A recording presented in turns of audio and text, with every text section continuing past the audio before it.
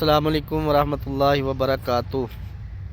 میں شہزاد احمد اتاری ہوں، آپ میرا یوٹیوب چینل دیکھ رہے ہیں۔ الحمدللہ میرے چینل پہ آپ کو بہت ہی اچھی اسلامک ویڈیوز دیکھنے کو ملتی ہیں، تو آج بھی آپ کے لیے ایک بہت ہی پیارا اور مجرب وظیفہ لے کر آپ کی خدمت میں حاضر ہوئے ہیں۔ اس سے پہلے کہ میں آپ کو وظیفہ بتاؤں، جو میرے چینل پہ نئے ہیں وہ میرے چینل کو سبسکرائب کر لیں، ویڈیو کو شیئر بھی کیا کریں، ویڈیو کو لائک بھی کیا کریں۔ اللہ تعالیٰ آپ کو سلامت رکھے۔ تو آئیے آپ وظیفے کے طرف چلتے ہیں۔ یہ ایک کام آپ نے کچن میں کھڑے ہو کے کرنا ہے۔ جہاں پہ آپ کھانا پکا رہے ہیں وہاں پہ کچن میں آپ نے کھڑے ہو کے کرنا ہے سورہ اخلاص۔ یہ بہت ہی برکت والی صورت ہے، بہت ہی برکت والی صورت ہے۔ اتنی برکت والی صورت ہے کہ اس کو 3 دفعہ پڑھنے سے اللہ ایک قرآن پاک کا ثواب عطا فرماتا ہے۔ اتنی یہ برکت والی صورت ہے۔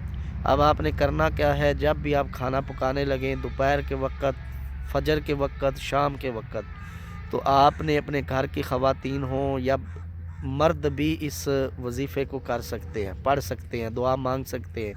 آپ نے کرنا کیا ہے جی کہ 3 دفعہ کھانا پکانے سے پہلے سورہ اخلاص پڑھنی ہے۔ قل هو اللہ احد اللہ الصمد لم یلد ولم یولد ولم یکن لہ کفوا احد۔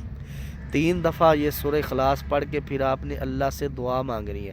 دعا کیا مانگنی ہے کہ یا اللہ تو ہی رزق کے خزانے تیرے پاس ہیں، تو جسے چاہتا ہے جتنا چاہتا ہے رزق دے دیتا ہے۔